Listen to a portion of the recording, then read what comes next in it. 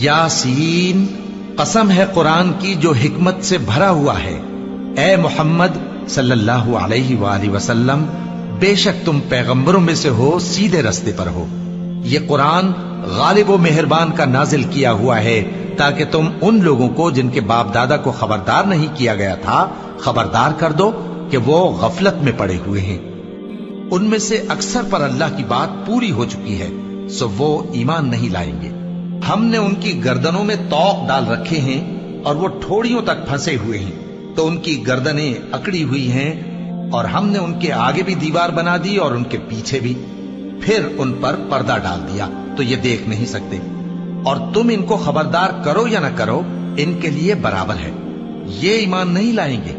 तुम तो सिर्फ उस शख्स को खबरदार कर सकते हो जो इस नसीहत यानी कुरान की पैरवी करे और रहमान से गायबाना डरे, सो उसको मगफिरत और बड़े सवाब की बिशारत सुना दो।